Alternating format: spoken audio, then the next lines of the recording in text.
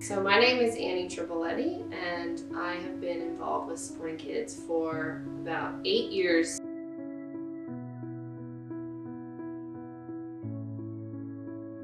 So in 2012, which is, wow, almost 12 years ago, we lost my father, Paul Bruxelles. He had gallbladder cancer and liver disease, and I don't want to say it was a complete shock because he'd had some health issues for a while, but it's still a loss. It's still hard. It's still something that we as a family had to go through. But and he's actually a big part of why I thought supporting kids would be a good fit for me, for a place to volunteer. Obviously, I've said before, I love working with children, but when you lose somebody, whether you realize it or not, you become part of this group or community of people who have gone through a traumatic loss. And I was 19, so just a little bit outside of supporting kids' age range. My sister was 11, so she was very, very young when we lost him.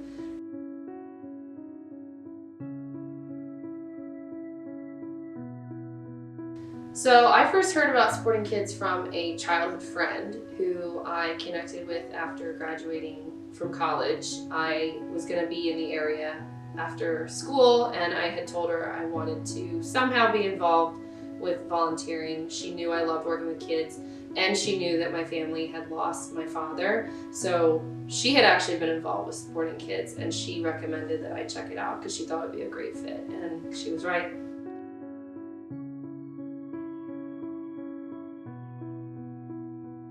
I think we do it in a multifaceted way. So obviously that's the whole point of why the families and the children come here, is to be able to be an environment where it's a safe space to talk about whatever they want to talk about. But in each of the rooms, whenever we do the grief groups, one of the rules is it's okay not to talk, because not everybody is comfortable talking about it. And I think by recognizing that, and not only recognizing it, but accepting it, makes people feel like no matter what they're doing, it's okay, because you're already going through something really hard.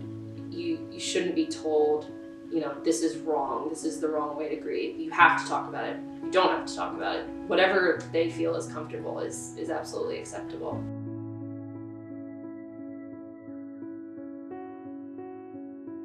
I think it's so much fun to stay involved with this organization because it's a very rewarding experience. You literally will see the progress that families and parents included will make as they go through the different programs that we offer here. And it's also just a great organization. I have met so many nice people by becoming involved with this community. There's really nothing that has told me, okay, it's time to look elsewhere. Mm-hmm. It's just been such a wonderful organization to be part of.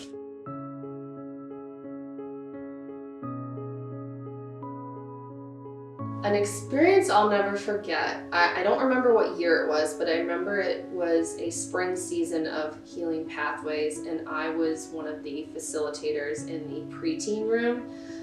Most people probably think preteens, that's a little tricky. It's a tough age for kids. There's a lot going on for them emotionally. And Then you add on that layer of these kids all just lost a family member.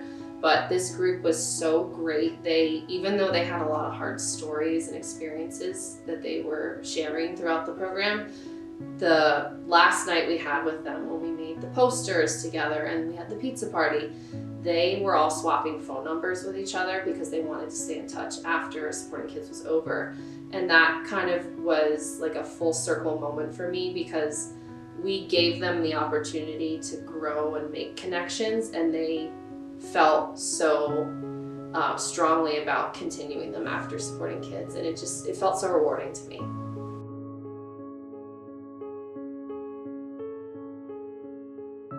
I feel like my time with Supporting Kids has really given me the opportunity to learn a lot more about mental health, obviously from a lens of grief, trauma, loss, and how to work through those emotions. But I also feel like I've learned a lot about establishing meaningful connections with other people, especially through communication. One of the things that you have to go through when you decide to volunteer as a facilitator is you go through trainings, because obviously there's ways to handle these hard conversations.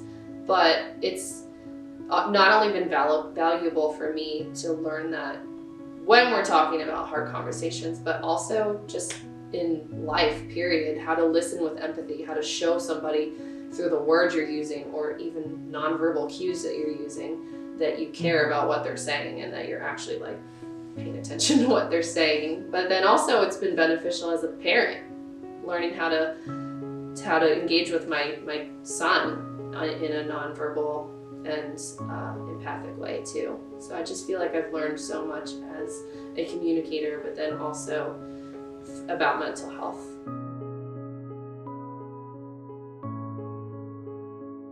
I hope that supporting kids stands out as a safe place for people. You know, if you're going through something, whether it's you've lost a person and you have a personal connection to what we do here, or you know somebody who is going through a really hard time and could use maybe they don't exactly need therapy, or maybe they do need therapy, they just need somebody to talk to, our doors are always open.